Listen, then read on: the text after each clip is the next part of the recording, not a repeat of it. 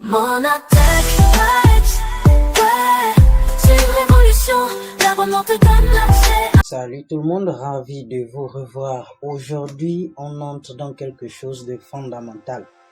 Quelque chose qui est tellement fondamental que vous allez juste voir. Non, parce que c'est fondamental.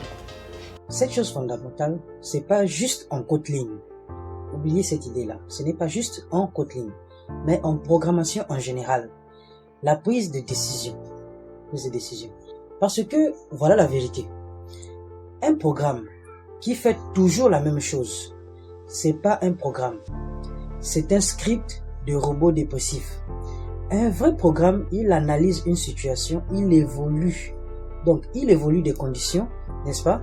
Et il choisit quoi faire. Exactement comme toi le matin, quand tu regardes la météo et tu décides si tu prends un parapluie ou pas. Attention au bavardage.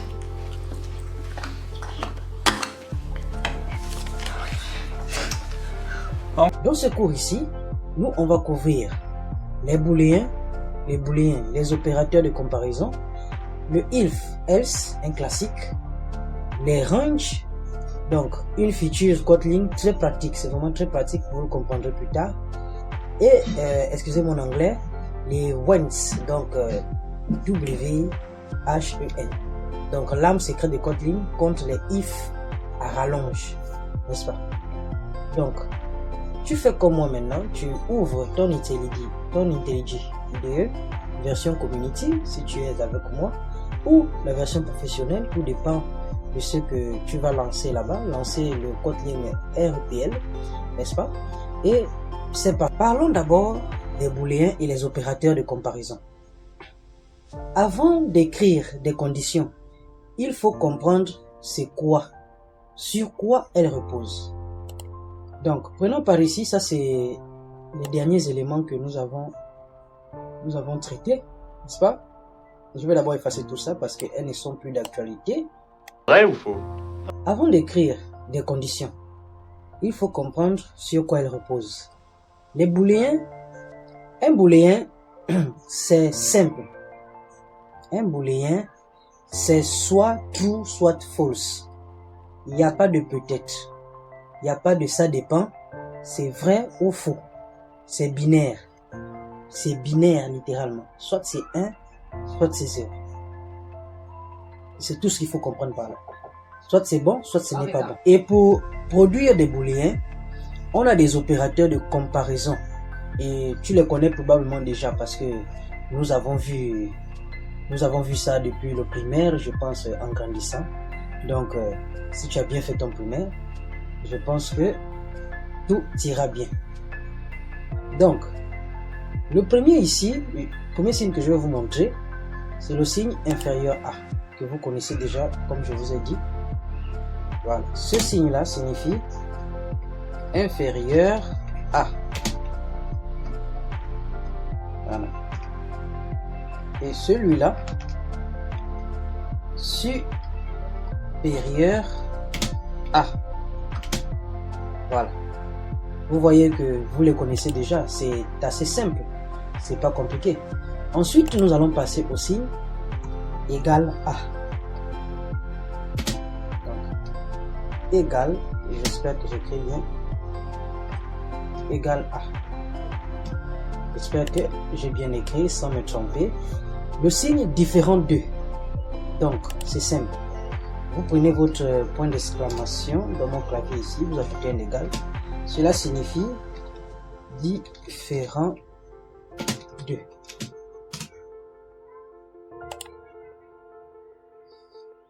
Inférieur ou égal. Donc, vous mettez le signe inférieur et vous mettez le signe de égal. Comme je vous ai dit, si vous avez bien fait votre primaire, et vous avez le signe aussi supérieur ou égal. Donc, on va écrire ici supérieur ou égal.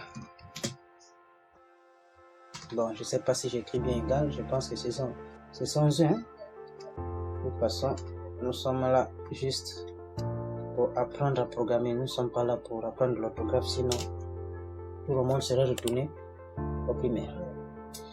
Bon, dans cette nuance-là, faut faire très attention.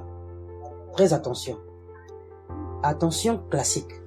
Pour ceux qui viennent d'autres langues, d'autres langages, en Kotlin, comme en Java, l'égalité c'est double égal, pas égal simple. Pas le égal, vous écrivez égal simple, non. Vous mettez le signe égal que vous connaissez 2 fois. C'est ce qui signifie égal. En Kotlin, c'est comme en Java, c'est pareil. Donc, le égal sert à assigner une valeur. Mais le double égal sert à comparer si tu confonds les deux. Si tu confonds les deux, Kotlin va te dire clairement, avec une erreur. Il est strict, mais il est juste. Si nous créons notre variable ici, val de A, nous assignons une valeur qui est égale à 5, n'est-ce pas? Ça, c'est un exemple pour que vous compreniez. Et que je lui dise ici, val de B est égal à 6, n'est-ce pas? Bon, mettons par exemple 7. Voilà. Et je viens ici, je lui dis val de C, on l'a assigné comme valeur 9. Non. Bon, mettons 9. Et ici, val de D, ABCD est égal à 5, n'est-ce pas? Et que je lui dis, affiche-moi println, je lui dis ici, est-ce que A est supérieur à B? Comme vous le voyez ici, il nous dit c'est faux. A n'est pas supérieur à B. Je lui dis, bon, ok. Println, ici, je lui dis tout simplement, est-ce que A est inférieur ou égal à D par exemple? Non, faisons à C, n'est-ce pas? Parce que c'est A qui nous sert des premières données ici. Ensuite, je relance, vous allez voir que après ce false là, parce qu'il va d'abord nous afficher le println et ensuite il va nous afficher les autres, la seconde réponse. Voilà.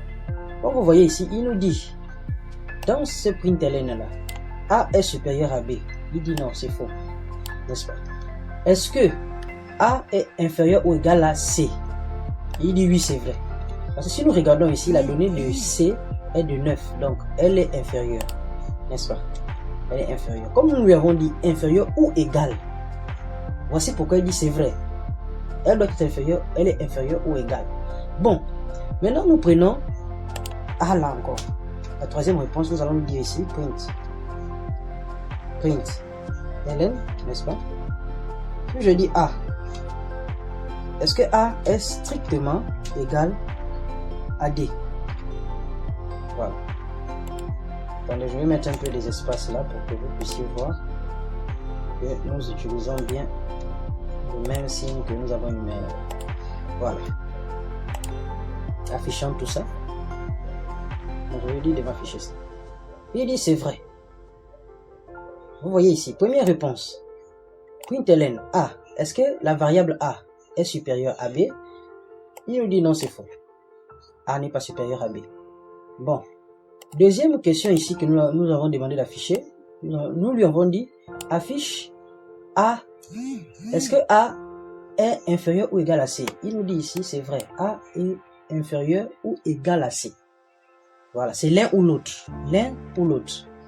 En troisième ici, troisième affichage, nous dit affiche un peu.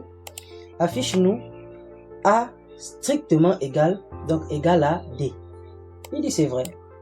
A et B, A et D ont la même valeur. Ils ont la même donnée. Voilà. Ils sont égaux. Ils sont égaux. Vous voyez que pour ce début, vous voyez que c'est assez simple. C'est assez simple. Donc, nous allons corser ça un peu, en ajouter un peu de if et de else un peu partout. Donc, ici, nous allons parler des conditions. Toi, tu réunis toutes les conditions. Imaginons qu'on gère un aquarium n'importe laquelle, n'est-ce pas? Thème récurrent dans les exemples Kotlin officiels. Et franchement, personnellement, j'adore ça.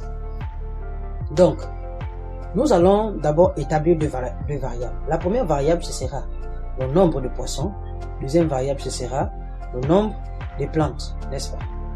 Et nous allons intégrer maintenant nos soi-disant if-else pour pouvoir comprendre ce qui va se passer par la suite, n'est-ce pas? Bon, ici, je vais revenir dans notre IntelliJ ici, et je vais lui dire que je crée d'abord une variable, nombre de poissons. Donc var number of fish. Et je l'assigne la valeur par exemple de 25. La seconde variable ici, number of, nous avons dit nombre de plantes, hein? C'est ce que nous allons utiliser par ici, et nous allons lui mettre une valeur, nous allons assigner une valeur de 45, n'est-ce pas? Donc, ce que nous allons faire, nous allons créer notre première condition. Nous allons lui dire, si le nombre de poissons est supérieur au nombre de plantes, affiche-nous les poissons sont supérieurs au nombre de plantes. Sinon, c'est que c'est les plantes qui sont supérieures au nombre de poissons. Voilà. Simple et lisible. C'est l'exemple que nous allons utiliser ici. Donc, je lui dis, je prends par ici, je lui dis if, n'est-ce pas? If. Donc, si number, je récupère ma variable, number of fish. Si number of fish est supérieur à number of plants, n'est-ce pas? Comme vous le voyez ici, si number of fish est supérieur à number of plants, nous allons afficher une réponse que nous allons prendre ici, voilà, comme ça, et nous allons lui dire println, donc affiche le nombre, et un instant, vu que nous allons utiliser des chaînes de caractères, donc affichons si le nombre de poissons est supérieur au nombre de plantes, affichons non. Non, c'est le nombre de plantes qui est au-dessus. Voilà. Au-dessus. Et on va ajouter ici else. Sinon, n'est-ce pas? Else pour dire sinon, parce que if ça veut dire si. Else ça veut dire sinon. Donc sinon, tu nous affiches, c'est que c'est l'autre qui est supérieur, n'est-ce pas? Donc sinon ici, on récupère notre cargaison. Sinon, tu me sors un println ici. Un println. Le println aura, va nous afficher, va nous dire, comme donné ici, sinon, si le nombre de poissons n'est pas supérieur, c'est le nombre de plantes. Donc ici, sinon, le nombre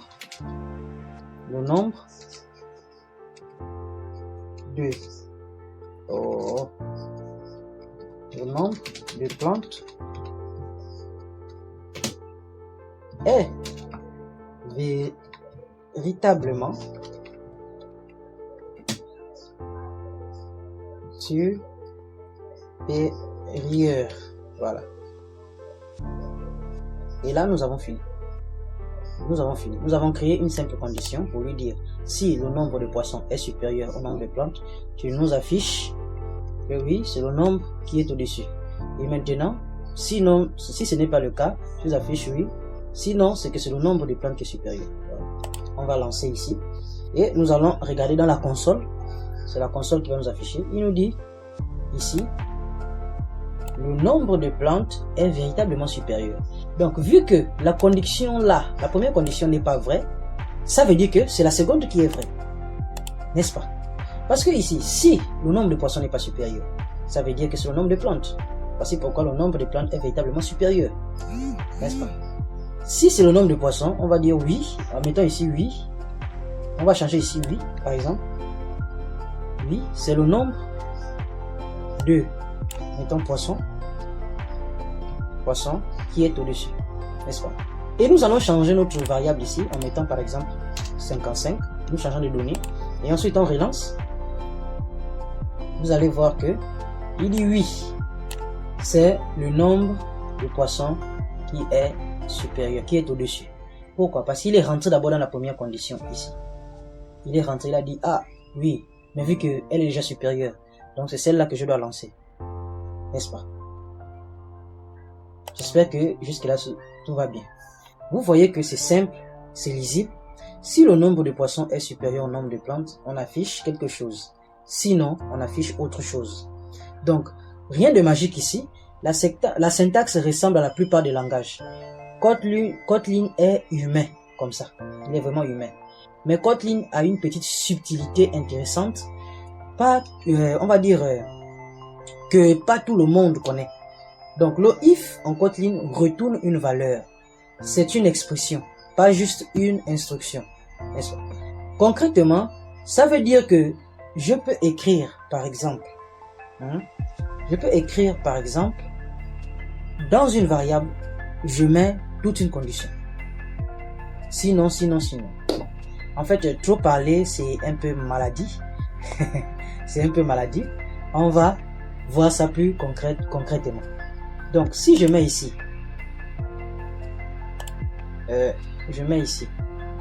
j'efface d'abord notre condition précédente que nous avons mis en place. Je lui dis val de message, n'est-ce pas, de message, val de message est égal à if. Suivez bien ici, ça va devenir intéressant. À if, on met notre condition, n'est-ce pas? On dit ici if number affiche, s'il est supérieur, à number of plants, n'est-ce pas? On affiche une valeur. Si il est supérieur, on affiche une valeur. Sinon, on affiche une autre valeur. C'est aussi simple que ça. Comme nous avons fait précédemment. Je vais mettre ici l'autre valeur qu'on va afficher. Si c'est le nombre de poissons, oui, c'est le nombre de poissons, n'est-ce pas? Et je lui dis ici else, sinon, n'est-ce pas? Sinon, c'est toujours oui, mais c'est le nombre de plantes. Voilà. Et le nombre de plantes sans S. Désolé. Ouais. Bon, on va voir ça au fur et à mesure. N'est-ce pas? Jusqu'ici, tout va bien. Jusqu'ici, il n'y a aucun souci. J'espère que tout va bien. Maintenant, je lui dis ici, println. Donc, affiche-moi maintenant message. N'est-ce pas? Affiche-moi maintenant message. Notre variable message. Et je lance ici. Vous voyez? Il dit oui, c'était le nombre. Ça veut dire que j'ai fait une erreur. Ah oui. Ah désolé, c'est une faute de frappe. Voilà. Je vais maintenant relancer. Voilà, il dit ici oui, c'est le nombre de poissons. Parce que le nombre de poissons est supérieur au nombre de plantes. Et si je viens ici, je change la donnée. Je la mets à 75 et l'autre reste à 55, n'est-ce pas? Et que je relance. Vous allez voir que la réponse ici dans la console va changer. Il dit oui, c'est le nombre de plantes. Vous voyez un peu. Parce que là, le nombre de plantes, la donnée qui est dans le nombre de plantes est vraiment supérieure à celle du nombre de poissons. N'est-ce pas? Vous voyez que c'est compact, c'est propre, c'est élégant. Tu n'as pas besoin de déclarer une variable vide, puis de le remplir dans chaque branche. Non. Tu fais tout en une seule ligne. Vous voyez que c'est idéal. C'est un premier exemple de ce que j'appelle le style Kotlin. Donc, moins de bruit, plus de sens. C'est un peu ça. Donc, passons maintenant à notre troisième partie ici présent que nous avons appelé les ranges. À partir de là, je vais remonter dans mon IntelliJ ici. Je pense que celui-là à celui-là, on va mettre ça en commentaire. Parce que les conditions, on a déjà fini avec les conditions. C'était les conditions if. /ss. Donc, si, sinon. Vous pouvez impliquer ça, si, sinon, ça c'est vous-même. Sinon, si, sinon, ça c'est vous-même qui allez mettre ça à répétition. Entraînez-vous pas, parce que c'est en codant qu'on devient codeur. Donc ici, notre troisième partie, les ranges. J'espère que j'ai écrit ça bien. Si je ne sais pas aussi écrire ça, signalez-moi. Voilà. Donc, là, on arrive à une features que j'adore particulièrement en Kotlin. Les ranges. Les ranges. Et je vous dis de répéter après moi. Les ranges. Voilà.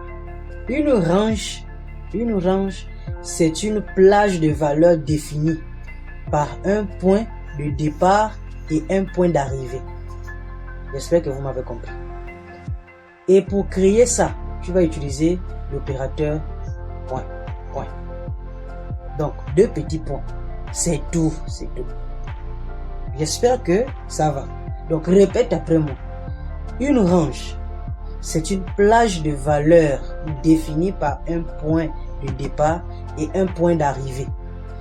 N'est-ce pas? Et pour créer cet opérateur-là, pour créer ça, on utilise l'opérateur point. Donc, 2 petits points seulement. Donc, je vais prendre un exemple ici. On va créer une valeur qui sera une valeur fiche, une variable fiche, n'est-ce pas? C'est ces 2 points-là.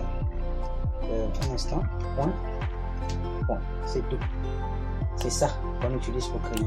C'est ce que nous allons utiliser ici. Donc, à partir de là, je mets ça en commentaire. Vois ce carton, tu sors les livres et tu les ranges sur l'étagère.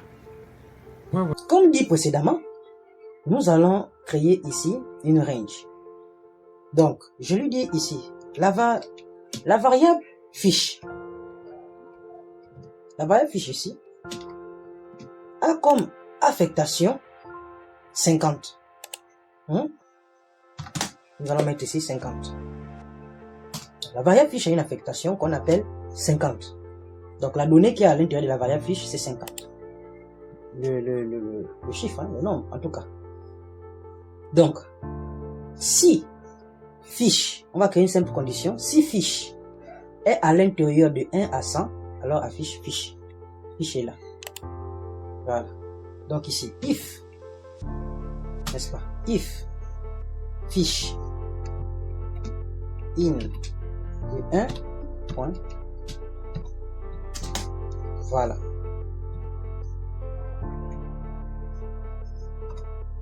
Donc, on print ln. J'ai mal écrit. On print ln. On affiche.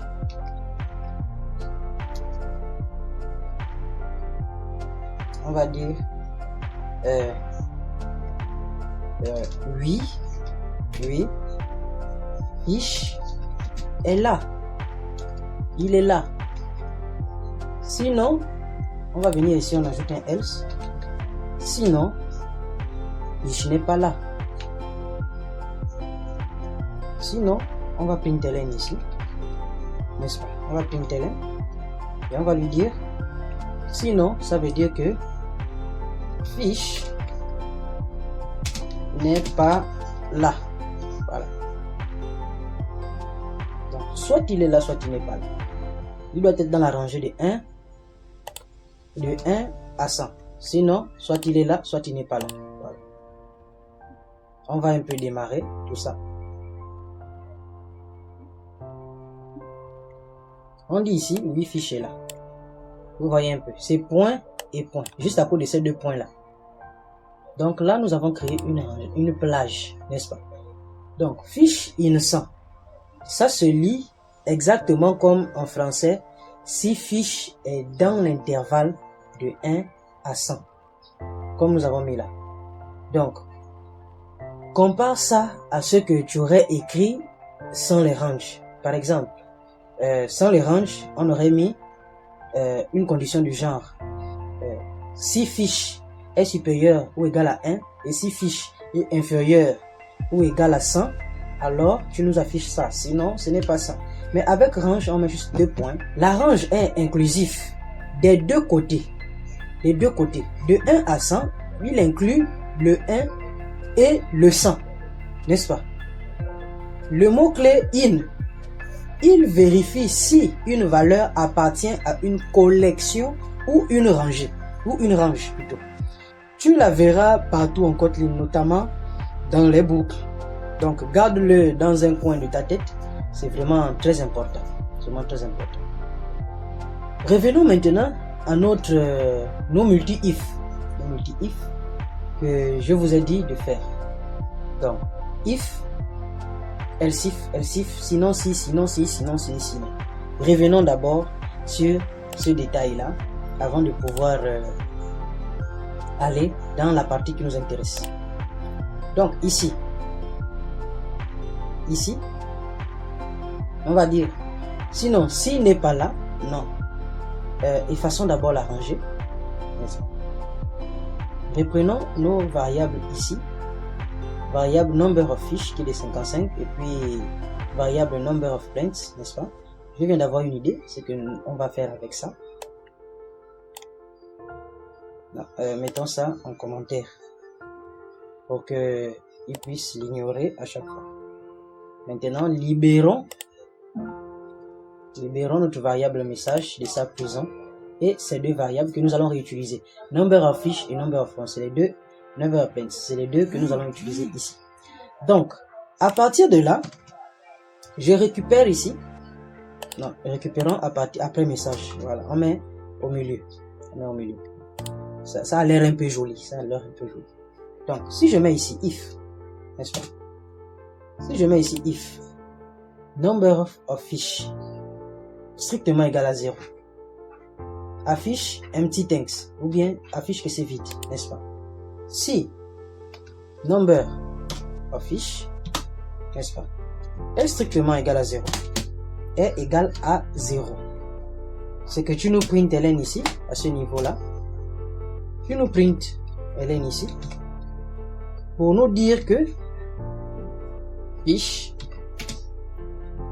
est vide, parce qu'elle est vraiment vide, n'est-ce pas? Elle est vraiment vide. Donc, sinon si, on va prendre ici, sinon si. Donc, else if, number of fish. Donc, sinon si, il est inférieur ou égal à 50, n'est-ce pas? Il est inférieur ou égal à 50. Tu vas nous printer ln encore ici. Tu vas nous printer ln encore ici. Print. Tu nous printer ln. Fish est en dessous ou égal à la moitié. Voilà. Il est en dessous ou égal à la moitié. Et nous pouvons aller comme ça jusqu'à. Donc, sinon, s'il n'est pas vide et que il n'est pas inférieur ou égal à 50, c'est qu'il est au-dessus, n'est-ce pas? On va lui dire ici else.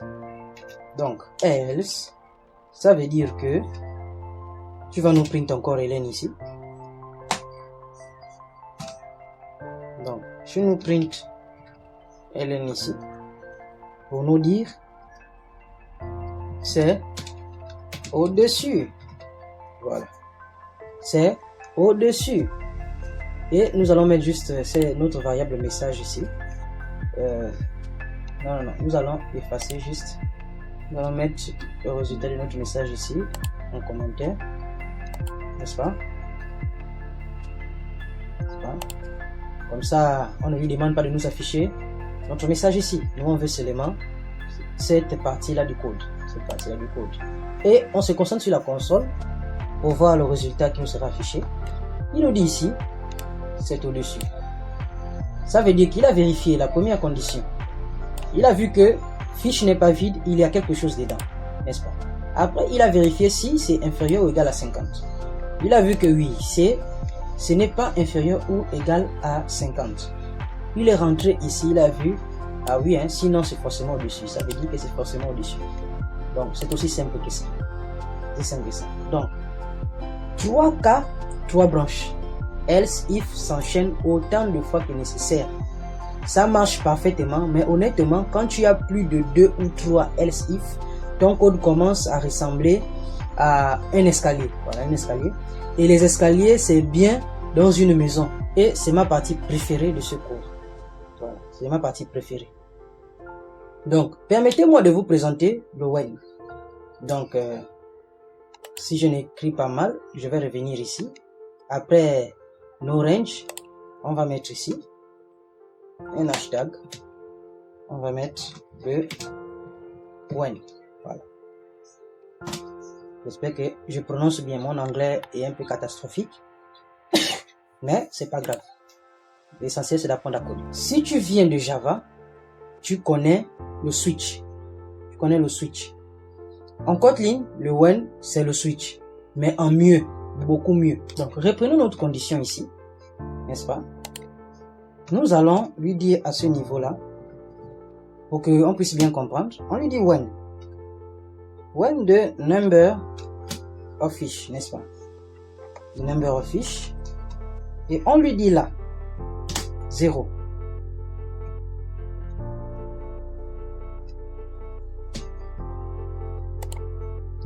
On met notre petite flèche, on met un println.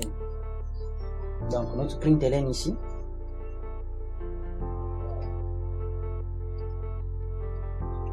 Un println ici pour lui dire fiche est vide. N'est-ce pas? On revient à la ligne.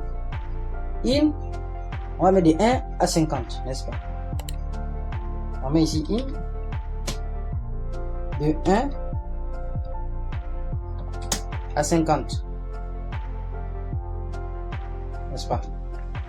On vient, on met notre flèche ici. Et on lance notre println encore. Notre println, n'est-ce pas? Notre println ici va avoir comme... on récupère seulement notre phrase ici.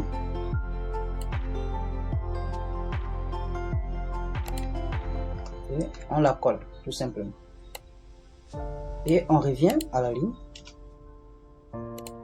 On revient à la ligne. On lui dit, sinon, n'est-ce pas? Sinon, notre else ici. On met notre flèche ici. Et on lui println encore. On lui println. On récupère notre phrase précédente qui était ici, c'est au-dessus. N'est-ce pas? On va coller. Vous voyez, ici c'est le when. Ici c'est le if. Donc, je vais d'abord mettre le if en commentaire ici. C'est la même chose, hein?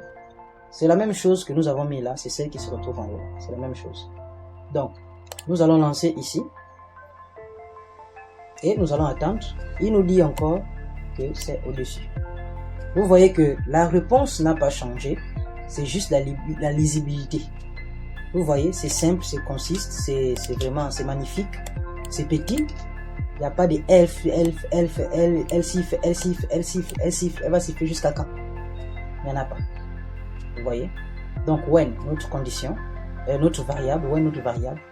On vérifie si elle est d'abord à 0. Voilà. C'est la même chose que nous avons fait là. En haut ici. Et même si je supprime ces commentaires là, vous allez voir qu'elle va nous donner la réponse, la même réponse à 2 reprises. Voilà. Parce qu'elle va vérifier la première condition et elle va vérifier la seconde condition qui est ici. Vous voyez, c'est au-dessus et c'est toujours au-dessus. Voilà. Donc, le when est vraiment magnifique. Vous-même regardez la lisibilité de ce code. Regardez la lisibilité. Chaque cas est sur une ligne.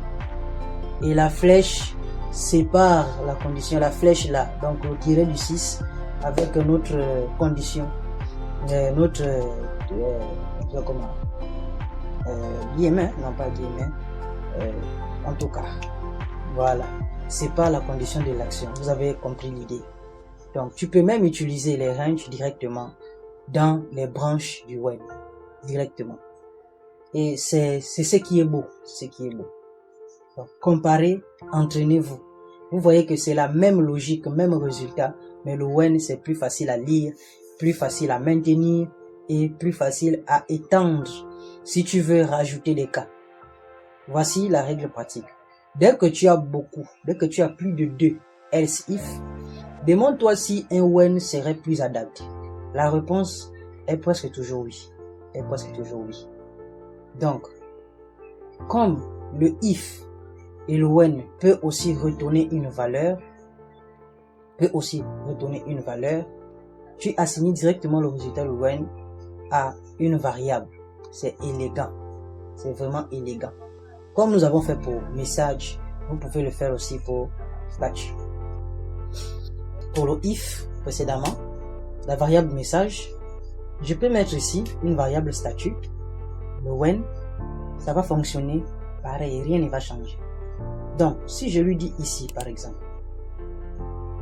vous voyez comme il est là. Je lui dis ici que je veux l'embrigader dans une variable, n'est-ce pas? Je vais vous montrer comment procéder. Je remets celui-ci en commentaire, n'est-ce pas? Voilà. C'est pareil que comme nous avons fait ici avec message, hein, c'est pareil, c'est la même méthode. Nous avons mis if, else, etc. Ici aussi avec le when, je peux lui dire, à ce niveau-là, je peux créer une variable. Je vais prendre seulement même celui-là, lui-même qui est déjà là, parce que nous sommes déjà à la fin de ce cours. Donc, je lui mets variable statut. Je crée une variable statut que j'assigne le when à l'intérieur. N'est-ce pas? Et là, à partir de là déjà, vous voyez déjà la lisibilité, elle a changé. Elle a vraiment changé. Bon, maintenant, qu'est-ce que je dois faire pour qu'il m'affiche bien le résultat? Je vais enlever nos println ici pour lui simplifier la tâche. N'est-ce pas? Vous allez voir que si je veux même, je laisse comme ça. Je dis seulement println, affiche-moi la variable. Affiche-moi cette variable-là. Voilà. Vous voyez ici. Donc, notre variable statut contient maintenant notre when ici. Je sais pas si when, mais elle la contient. Si je print ln ici, et que je lui dis affiche-moi statut, n'est-ce pas? Je lui dis affiche-moi statut et que je lance, vous voyez, le résultat est toujours le même. Le résultat est le même, rien n'a changé, rien à relire, tout est pareil et parfait. Donc, voilà pour notre cours d'aujourd'hui. Vous voyez que nous avons vraiment appris beaucoup de choses. Le booléen, true, faux, c'est le binaire. C'est vraiment le binaire, pas de nuance. True ou false, c'est ce que vous devez retenir par là. True ou false, c'est ça, c'est le booléen. Et je pense qu'elles sont pareilles, parce que là, en tout cas, dans la plupart du langage, il n'y a pas d'à peu près, il n'y a pas de peut-être, non, c'est vrai ou faux, c'est tout. Les opérateurs de comparaison, on a vu plusieurs opérateurs et nous pouvons voir encore plusieurs autres au fur et à mesure de notre évolution. Le if, le else qui retourne une valeur en Kotlin, c'est une expansion, c'est une expression plutôt, c'est une expression. Les ranges avec les 2 points et le mot-clé in, vous voyez que la lisibilité, c'est lisible comme en français, Et surtout le when qui est vraiment propre, puissant, à préférer dès que les cas se multiplient. Dès que les cas se multiplient, je vous conseille de le préférer. Maintenant, tu sais comment Kotlin prend une décision. Ton code peut réagir à ce qui se passe au lieu de toujours faire la même chose.